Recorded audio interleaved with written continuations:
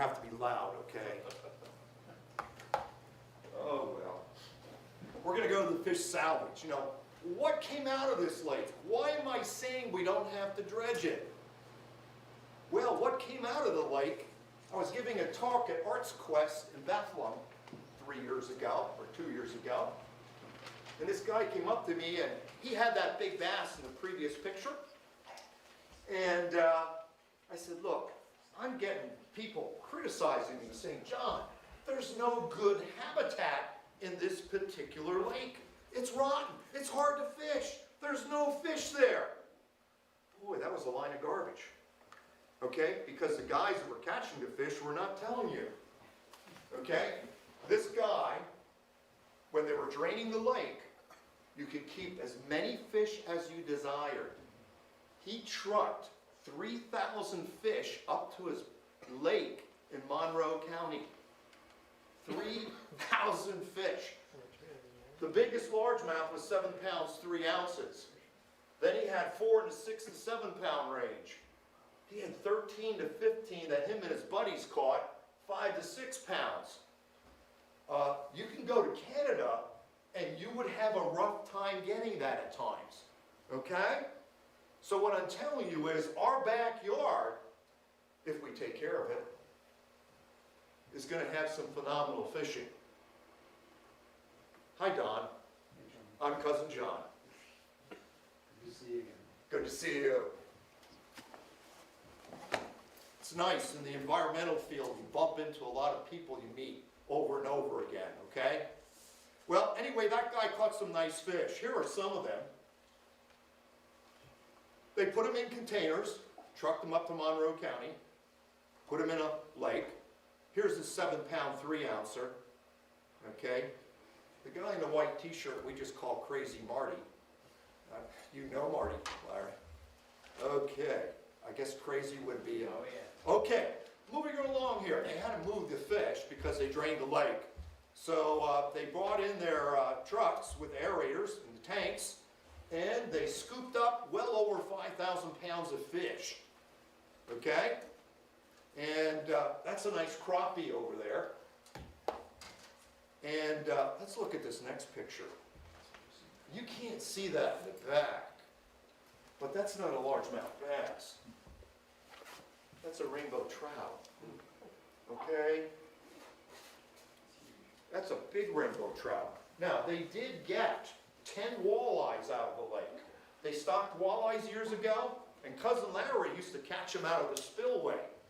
The walleyes had the tendency to go over the spillway in higher water, but they had 10 walleyes come out of the lake. Biggest one was a little over 30 inches.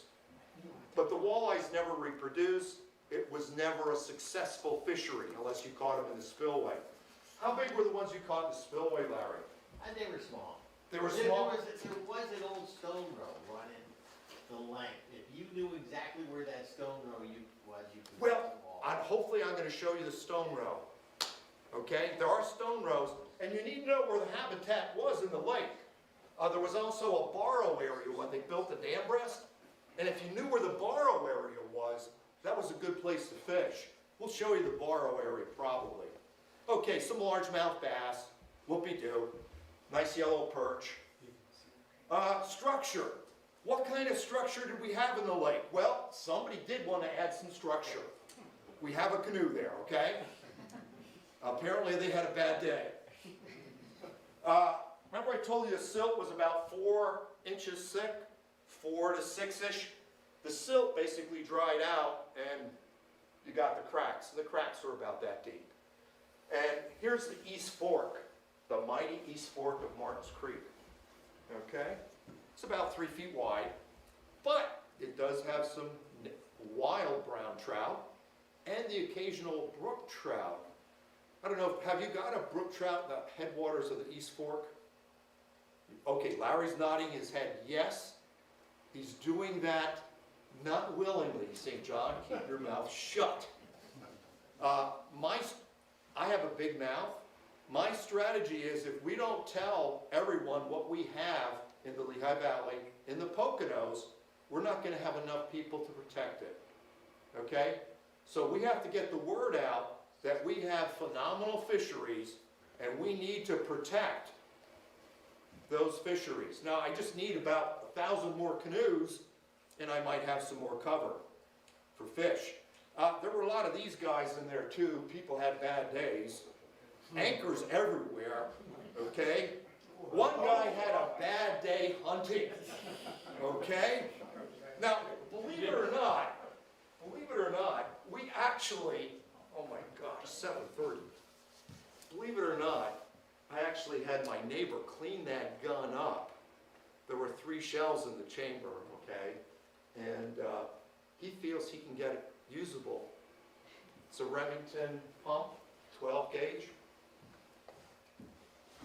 But somebody had a bad day. Okay, turtle salvage, all kinds of turtles, okay? And this is a red-eared slider. This guy became roadkill.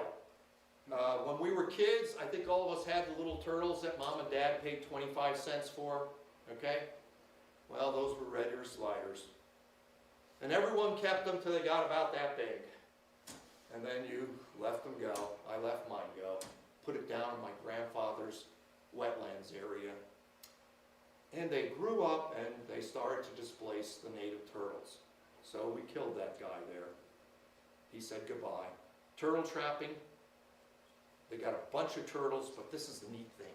These are red-bellied turtles. They're in danger, okay? They put transmitters on them, put them in a pond located very close to Mincy. They're going to come back with a receiver and capture those turtles and put them back in Mincy Lake. So that was neat to see, okay? How long did the batteries last in them? That I can't answer, but they knew it was going to take us 2 years to finish, so I'm crossing my fingers. If not, there's 2 turtles. 5 to 10 years.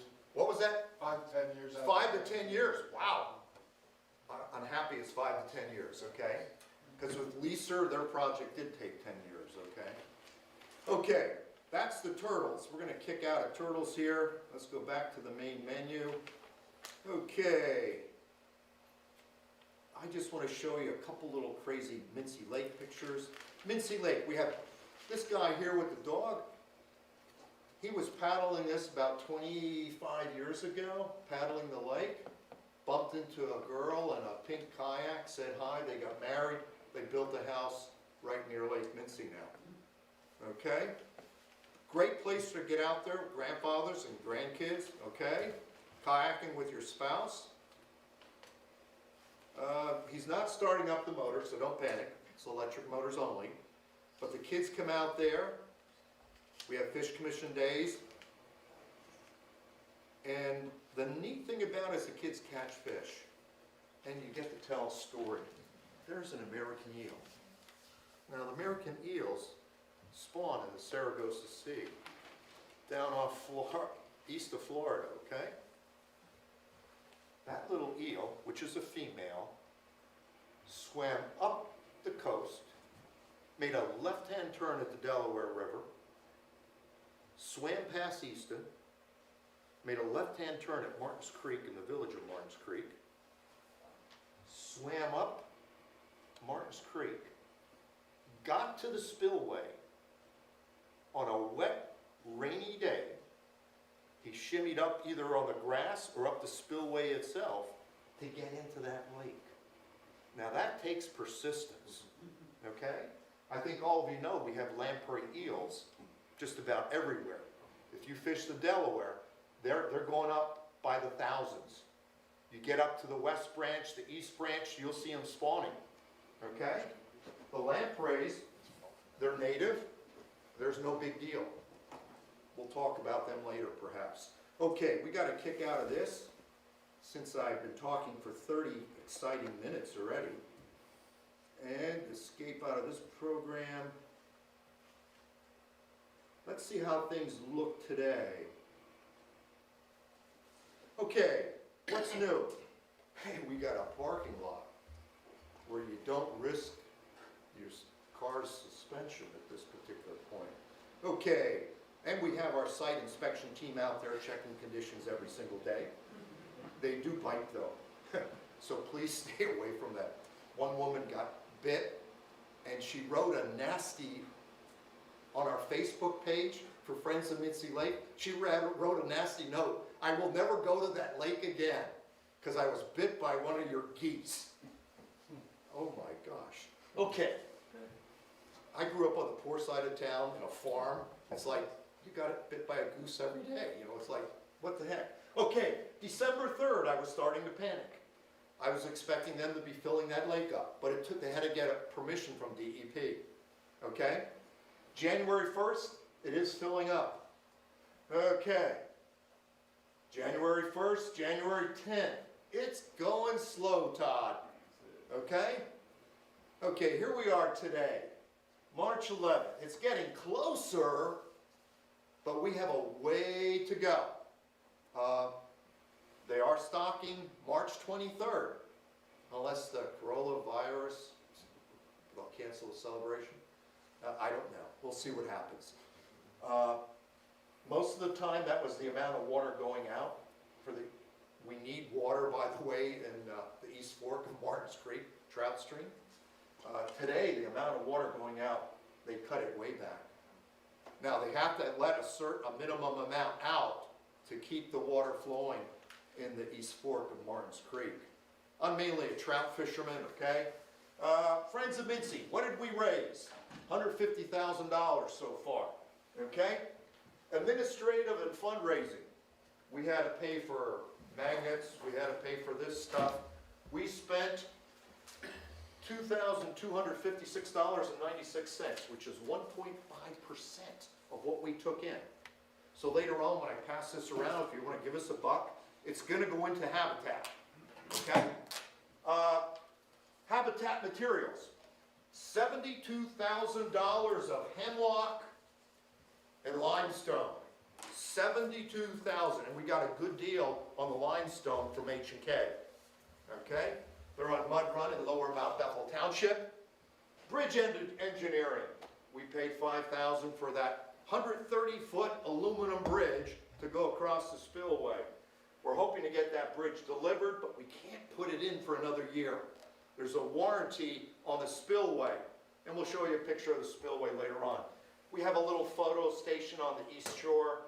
You can take a look at that. Right now, we have $70,000 left, but we have to put in 100 porcupine cribs this summer. We're going to put in another 100 porcupine cribs in next summer. We're doing that July 14th. We're going to have the Northampton County Junior Conservation School kids putting those things together. And if you want to come out and help, it should be a ball. I mean, it's going to fill the entire parking lot. The Fish Commission will be putting them out immediately. We are going to GPS every single, well, not the rock humps, but we're going to GPS all the major fish habitat structures. Okay? Most of them are located close to shore, and we'll show you that. Okay. We have a good group, all volunteers.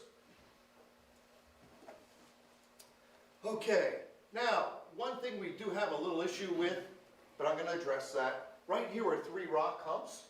Unfortunately, this is the West Shore boat launch. Yes.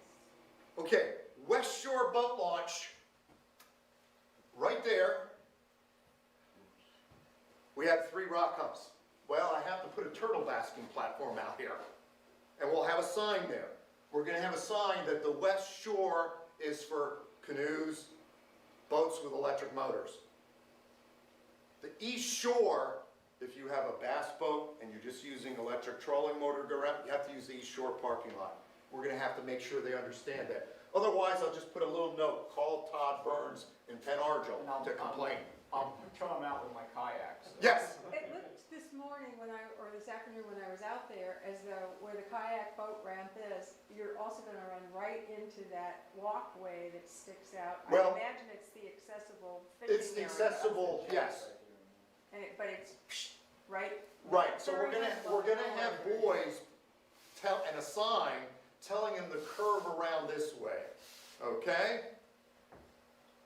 But you're aware of it, so you can just go there and laugh at the people who ignore the signs or don't read them.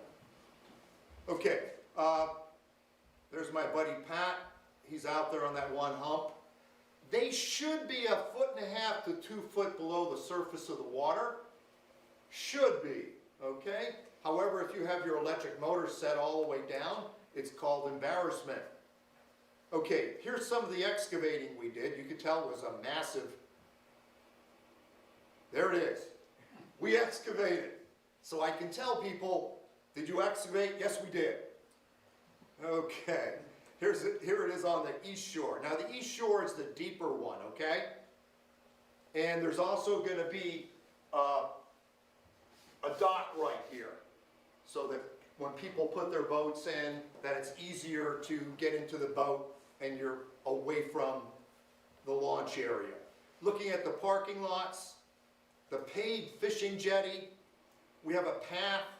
We're going to look at some of the habitat. We put in these pole clusters. Now these are going to stick out of the water 18 inches to 2 feet. Now it would be embarrassing if they were 10 inches below the surface of the water. Okay? So there is a reason why they stick out 10 inches. And these are put in to replace the wood that they hauled out in the 70s. Okay? It's supposed to represent a stand of dead trees. Got it? The most important structure, though, is the horizontal pieces. Okay? Horizontal structure is prime structure. Here's another picture of a pole cluster. And you notice we're putting all different types. We have rock humps, and the rock humps are important. The rock humps give cover for crayfish, minnows, young of the year fish, just like the porcupine cribs that we're going to put in there. So we're putting in a variety of habitat. We want to attract the food. When you attract the food, you can attract the fish. Okay? And a lot of these are being put near the fishing jetties. So the shore fisherman does have a chance. Okay, moving right along here. We're going to speed it up. Here we have a rock star. Now, if you want, we can sell you a lure retrieval franchise. We can designate certain structures as yours. And you can go there in the summer with a special permit, dive, and get all those lures that are going to be stuck there. If you're not Texas rigging your 6-inch plastic worms, it could be embarrassing. All kinds of crazy modified rock stars here. The spider humps are neat. These should get a lot of lures. John, Yes? do you lay all that timber out and then you dump a load of rock on top and it just brings it? No, you're fastening these in. Oh, so they're at that angle. They're at that angle, then you put the rocks in there, it really holds it, okay? We'll show you the size of the spikes then. Okay, here we get some modifications. Now, this is off of the east shore, and all this stuff is underwater right now at the east shore, if any of you went out there. Okay, the east shore. Here's some crazy stuff. And this is all hemlock, okay? And by the way, the wood will stay underwater. If you walked around the lake bed, there were tree stumps that were there with roots like smaller than my finger that have been underwater for 48 years, and they're still there, okay? It decays on land, but it's really slowed down underwater, okay? Right, Larry? You're going to say yes. Thank you, Larry. Okay. Okay, moving right along here. I got a zip. You can look at the structure. This may seem like a movie. There's going to be about 800 devices put in overall. Okay? Now, a lot of areas do not have structure, and we're going to put a map out, and we're going to put out the GPS locations. Now, this is the jetty that's off the dam, and that's just wanted to show you the size of the wood that's in there.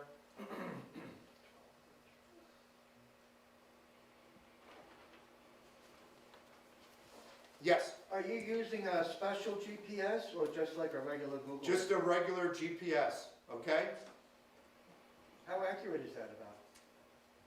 Well, it's just like if you have a GPS on your car, Yeah, I mean, I don't really know. Okay, I know it's- it's pretty accurate, yeah. they're within 3 or 4 feet, okay? Oh, yeah, I didn't- Yeah, generally speaking, okay? Are you gonna put bass in this spring? They're putting bass in they're putting fingerling bass in the first year this year, and shiners. And then the next year, it's gonna be fingerling bass and shiners. And then and the second year, they're gonna add crappie and yellow perch.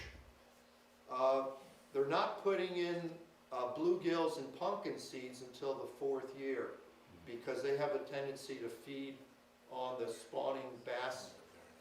They come in and steal the eggs. Yes? Mincy Lake was always known for really good chain pickerel. Big Yes! pickerel. Are they putting them back in?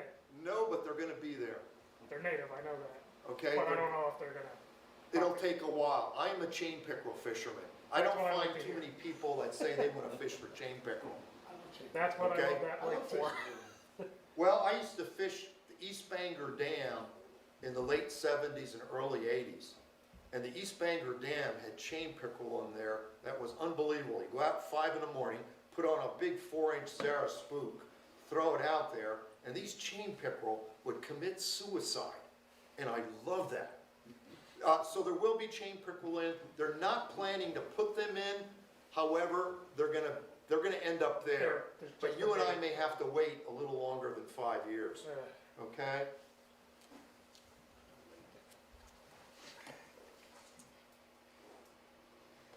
Now, they didn't say anything about catfish either, but usually you get, we have bullheads that are in Martins Creek, but I assume they're gonna eventually put in catfish. I just wanna go through this because it's now 1:15. I've been talking for about 40 minutes, and I wanna talk about trout. Neat structures. Here's the East Fork. Beautiful stream. They're not cutting the grass down. That adds to the fertility of the lake. There you can see the size of the spikes that are holding the structures together. Okay?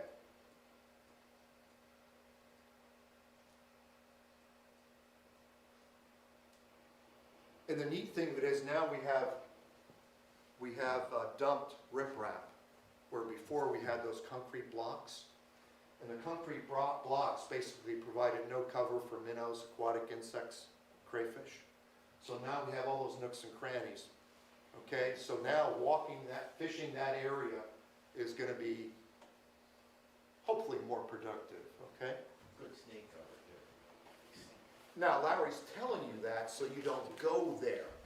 I hope you guys figured that out already, right? Okay, here we're looking at the new riprap. That's R4 to R6, okay? They did a real nice job.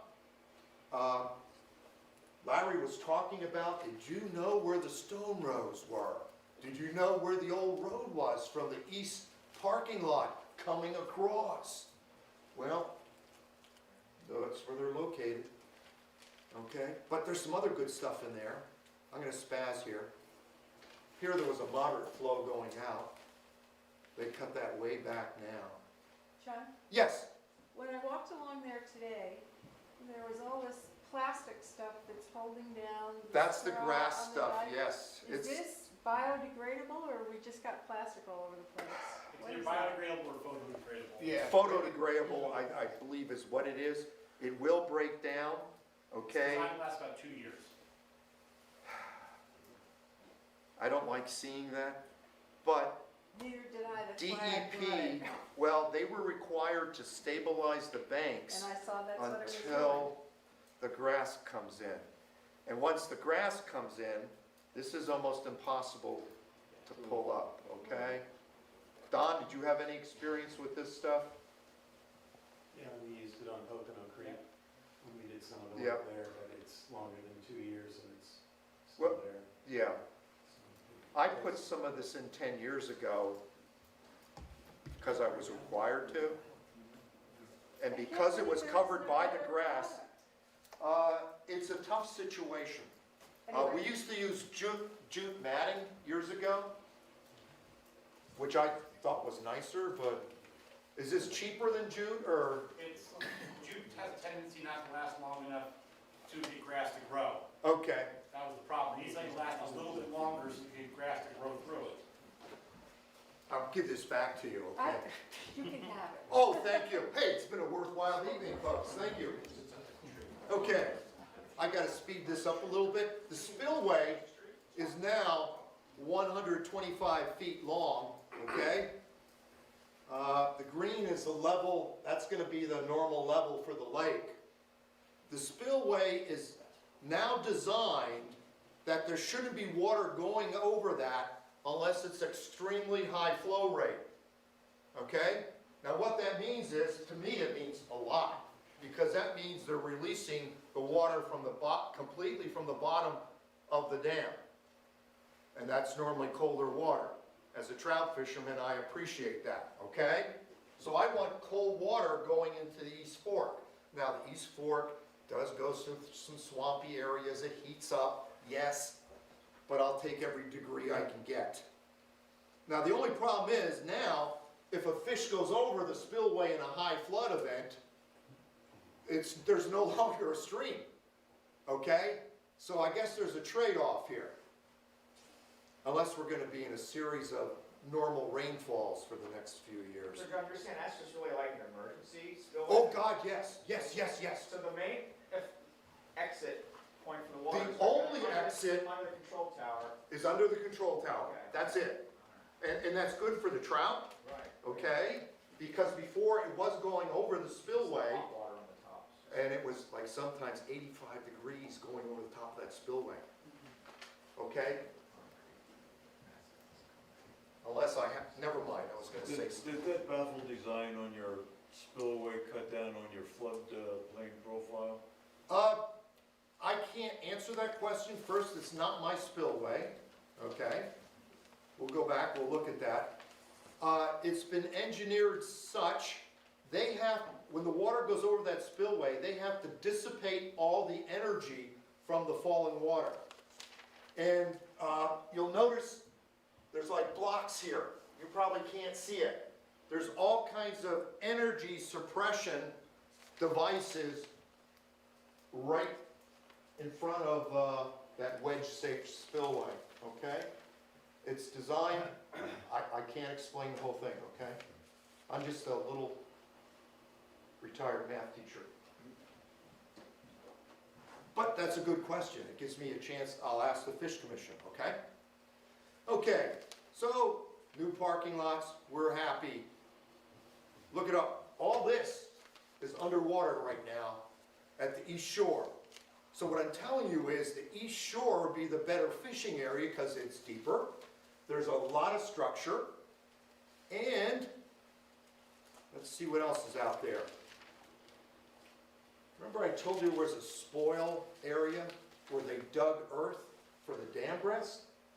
This is opposite the East Shore parking area. And I want you to take a look at those boulders there. That's glacial till that was deposited about 13,000 years ago that they ended up getting into when they were moving earth to build the earthen dam. But they stacked it up in there. And that is a wonderful place to fish, okay? It's also a lot deeper there, you can see that, okay? Here's the old farm bridge made out of railroad ties and planking, and it's still there. That's all currently underwater, what you're showing previously, Uh, right? This is getting underwater. The boulders? Most of the boulders are underwater Yeah, now, you couldn't see 'em. okay? You're not gonna see the boulders. And they're by that peninsula that comes out, okay? But if you have a depth finder on your canoe or a kayak, and by the way, if you like to fish with a kayak, the GPS, you can get a small GPS thing, go out there and you can locate all the structure. We're gonna show you the GPS points. Are you gonna have a hydrographic map of the depths? I have a map that was done with, I have a map on 2-foot contours, okay? But you're better off knowing where the East Fork of Martins Creek is, and then there's 3 other tributaries that come into the East Fork.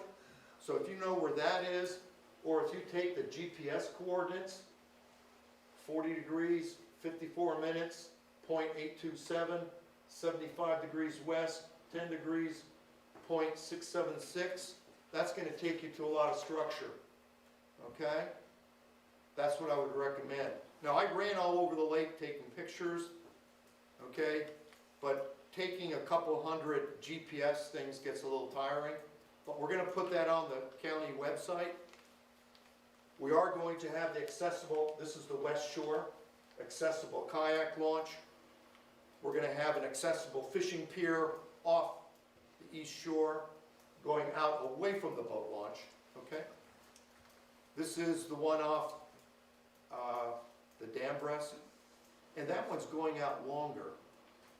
And the reason I wanted it going out longer is because Martins Creek, the East Fork, is right here.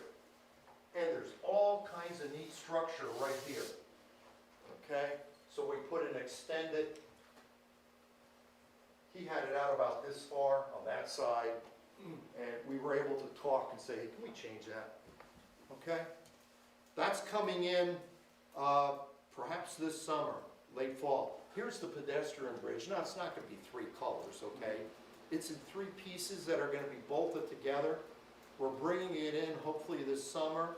It's going to be placed below the spillway on the side, so we just have to haul a crane in to lift it up and put it on. It's 130 feet long.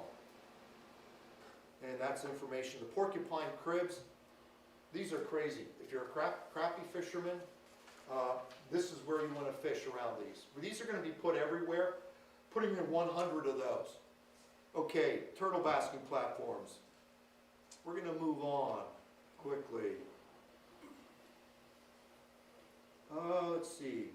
How many turtle basking platforms? Only about 12. But that's neat, okay? Because the turtle basking platforms are also going to be fish habitat, the large enough lug to set underneath them, okay? And plus the turtle basking platforms I can put at that West Shore parking lot so they don't go over the rock clumps, okay? But you know to bear left, correct? Okay. Do that. Martins Creek. Why in the world would you want to fish locally when you can go out to Montana? Well, let me tell you, that guy there was a little over 7 pounds. Martins Creek. Okay? Ask me if I was happy to be fishing in Martins Creek. Yes, I was happy. Okay? And Bethel passed an earned income tax of 0.25%, and we bought 74 acres with 0.8 mile of stream. Why is that important? Because new landowners are coming in, they're posting the streams. If we don't purchase easements or get a fee simple acquisition, we're going to lose access to a lot more streams, okay? He had 3 lots on it, 1, 2, 3, and 4. We bought all 4 lots, we were happy, okay? Of course we have some issues. Norfolk Southern has a railroad track going through that valley. That's a major issue. This is Good Road, Nagy's Hill Road is up here. Okay, across from the fireman's school, Northampton County Fireman's School. Should you fish there? Yep. Do I want you to fish there? No. But I need you to go out there, appreciate it, catch and release if you could. They are going to stock it, so if you catch a stocky, keep it. Unhappy. The Browns, please put them back if they look to have perfect fins. Norfolk Southern isn't the best neighbor. We bought the property. I was planning to put a parking lot right across from Good Road. Norfolk Southern said, no, no, you can only use it for access by township employees. You mean I can't have a parking lot? Nope, you can't, John. Now, I can't tell you this. As a supervisor in Lower Mount Bethel Township, I can't tell you to park right there at the lower end of the property where the guardrails end, at the end of the horse farm property. Okay? That car there is mine. I just wanted you to see what color my car was, he says sarcastically. Did I put you to sleep already? It's like, holy smokes. Okay, now you can park in front of the gates across from, you can park, don't block them for me, but there's room for like 5 cars. And we've been having 5 cars during the wintertime fish there. I am going to have a parking area inside the gate, and we'll have the gate open full time, but I have to get a gate on the interior to stop the 4-wheelers and some crazy people from partying. Okay? Eric, you're telling me I got 2 minutes. I'll give you 10. No, give it 10. Okay. I'll give you 10. Okay, 10, okay, that gives me till 8 after 8. We're good. What can you get on Martins Creek? Well, the important stuff are those little guys. A lot of wild brown trout born in that stream. It's fantastic. Okay? Fantastic. You also get some, going the wrong direction there. You get brook trout, on flies, on rapalas. Okay? Nice area. The hemlocks are dying off though. We used to call, I had one place is the hemlock pool. Not too many hemlocks left. But it's beautiful fishing. If you're a dry fly fisherman and with the Hendricksons are late, you might get them on April 4th, okay? Or April 6th. I don't keep track of the first day of trout season. But it's a beautiful stream. That's Big Trout Pool. It's right in the center of the property. We'll talk more about that in a second. Here's a typical stocky. A lot of times they'll be thin clip, okay? Typical Martins Creek brownie is about 13 to 15 inches. Nice color, okay? What can you fish with? Minnows work, spinners work, rapalas work. This is what I use, okay? I'm not the world's best fly tyer. I just like using wet flies, okay? I fish them as nymphs, okay? And I went out the one day on the 19th. Those are the flies I was using. In 5 hours I had 31, okay? That's not considered terrific. 8 of them came out of the log jam pool, which is at the lower end. And the log jam pool has been blown apart, by the way. I hated to see that go. That was the spot. Is that up, just upstream of the Pallet Works? Yes. Okay, so that got blown out. That's gone. Okay, let's skip that. Get rid of that. Okay, we're doing fine here. Blown out naturally or? Naturally. What's happening with the rain events we're getting? The rain events are like 5 inches in 5 hours, okay? And that's the most devastating thing we're facing in Pennsylvania, period. The water level goes from this to this in a very short period of time, and that's washing in trees, causing scour, okay? That's doing the damage, okay? The trout can survive the low water, believe it or not. But the high water events destroy the habitat. And we're going to look closely at a piece of habitat, okay? Did a project with the Fish Commission. I've been doing these projects for over 20 years with the Fish Commission. I have them design it. I do the permitting, okay? Originally the project called for 20 tree root wads, but it takes me a year to get the permitting, the design. After a year, I had to put 30 tree root wads in that stretch. Use natural materials. Well, limestone from a quarry, that wouldn't be natural because it doesn't look like the rock that's there. But the tree root wads I love, okay? I go berserk over those. Haynes and Kibble House donated 140 tons of rock to us. Free delivery, okay? So I was happy with that. And I have to give them a plug. I thank them. Okay. Road crew. I use the township road crew to do these projects. Why? Because during the summer, there's times when after they cut the grass, they have some free time. I can utilize them for the public good. Okay? And it doesn't cost anything, because you have to pay them no matter what they're doing. Here's the stream. Looks good there.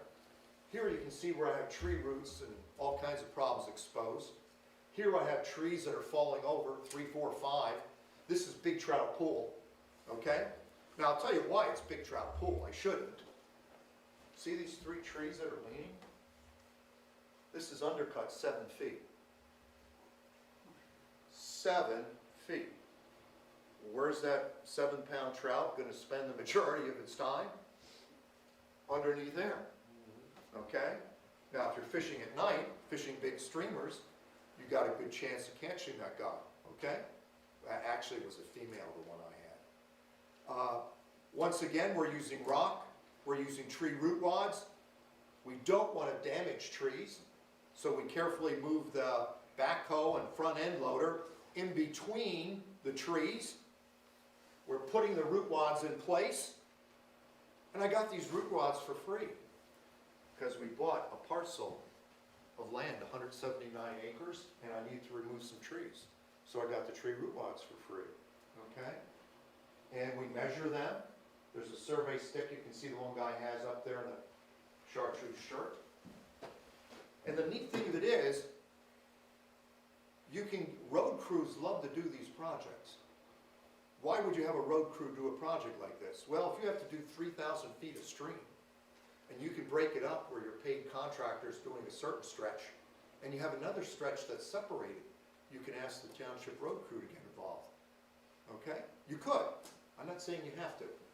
That sill log we're putting in place, we put rebar through the sill log. The sill log is over the top of about 10 tree root wads right now. Okay? Then we pin them with rebar. Okay? Now I'm cheap. There's a tree root wad. We measure it. We use that surveyor stick to measure in the water, and then when we cut it, there we're transporting tree root wads, sill log, put the R4 to R7 on top, not getting in front of the tree root wad itself. Now I have to tuck that underneath because it was all an undercut bank. And I'm trying to save the trees. Another sill log going in place. That's Tyler Niemann from the Fish Commission. Here you can see I don't have stone in here yet. And that's my desperate part where I need to get stone tucked in. And here you can see how we're sticking it underneath the bank. Okay? And here you can see the finished product. Okay? How effective would you say these are for protecting from the, when you have the floods and the washout? Good. Yeah, I mean, like Really percentage good. wise, like you see a large difference once you. Yes, I do. Yes, I do. Okay? It doesn't The affect tree root wads pinned together with the R6, R7 on top is unbelievable. It's almost immovable. Now, what's going to happen, and if you go out here, every time there's a flood, this is an outside bend, so all the debris is washing in there. Sticks, brush, silt. Eventually that's going to vegetate. The wood in the stream is good for about 15 to 20 years. It depends. If it's exposed to the air, it's going to start rotting.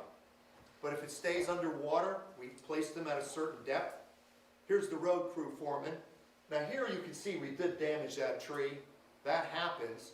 I don't like to see that because it is. Then here I am just checking to make sure I have the correct depth. When I use a strike indicator with some of my rigs. Okay, so I want to make sure I have the correct depth when I float that stretch. I guess that's being snotty. Okay, let's get out of that. Now, you know how much that project cost dollar-wise? Zero. I did not pay a penny. Nothing. Nada. The road crew had a great time.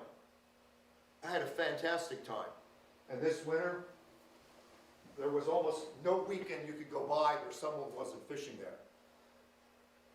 We're going to look at one last thing here, and then I'll be, we'll just do one more thing. Quickly. Delaware River. You can catch anything in the Delaware River. We're talking fall fish, redbreast, bluegills, carp on a shad dart. Thought I had a trophy shad. I thought, this is it. I'm going to do it. Carp. Lamprey eels all over. They're going up the river by the thousands. But life is neat. How'd you like to kiss that set of lips? Okay, I got to back up one. The lamprey eel is the primary food source as a larva for smallmouth and walleyes. At my house, when we get a flood, the lamprey eel go into my terrace. When the water drops, they're squiggling out. 10, 20, 30 of them. Okay? They're a food source. So they belong in the Delaware River. Okay? Smallmouth bass. Got one the other day, 19 inches on a tube. Biggest one I've landed out of the Delaware was 23 inches, okay? My one buddy got one that weighed 7.5 pounds. That was 25 on a jitterbug of all things, black at night. That day I caught a couple nice smallmouth. 13, 18, 19.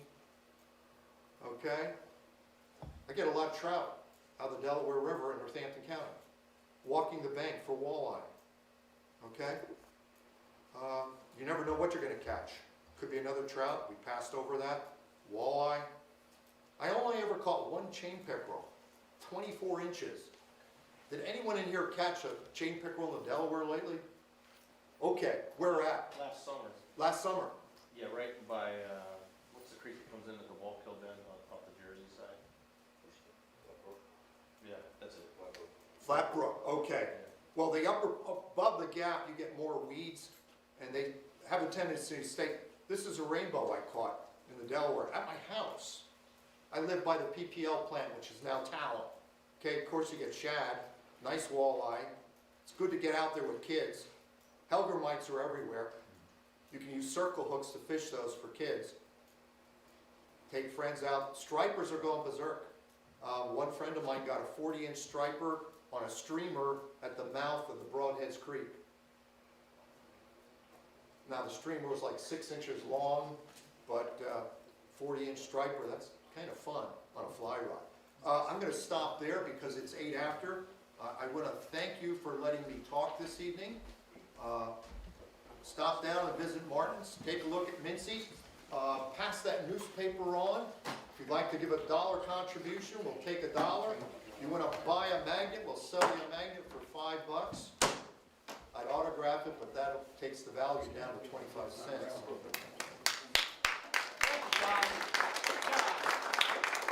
Actually, we would like to thank you from the chapter. Would like to make a donation of $150 to the Friends of Mincy Lake, thank you. Really appreciate that. Thank you very much. Okay. Any more questions no more questions for John? Oh, muskie, a lot of muskie. Okay, right now, if you go to the mouth of every tributary, like the Pequest, Mud Run, Martins Creek, the muskie are there. They're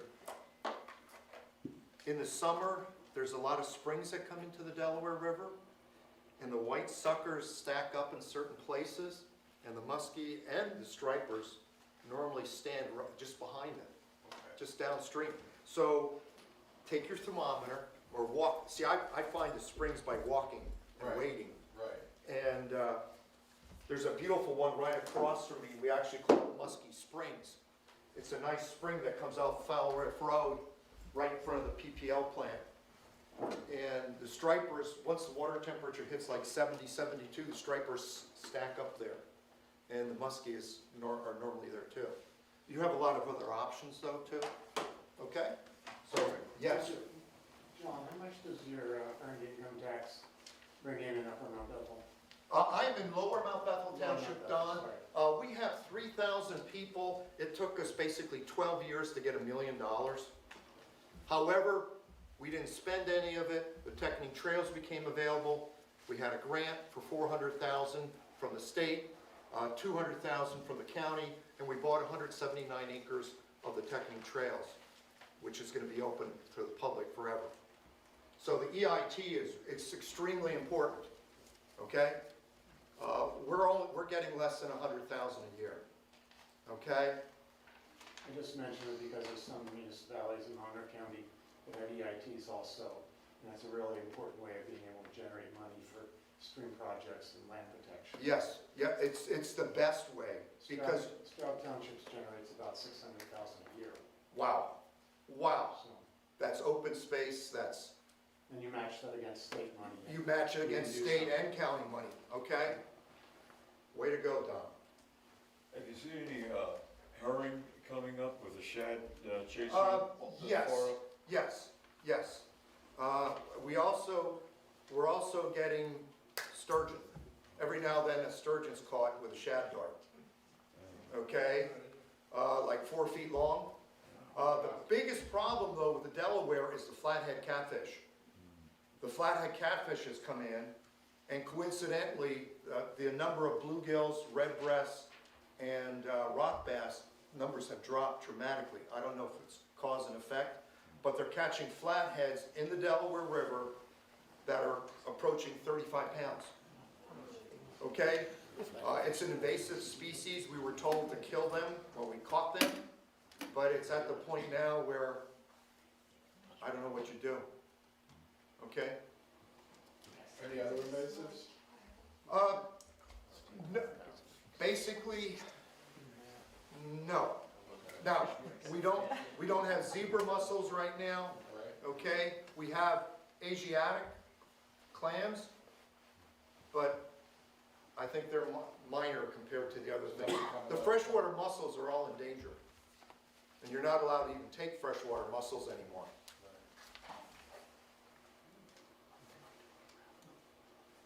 Thank you for the questions, and thank you for letting me come up here this evening. Thank you, John.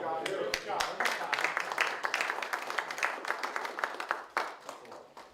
Appreciate it. Okay, while I babble on the announcements, I'd like to point out in the back here, we have some wonderful prizes, so please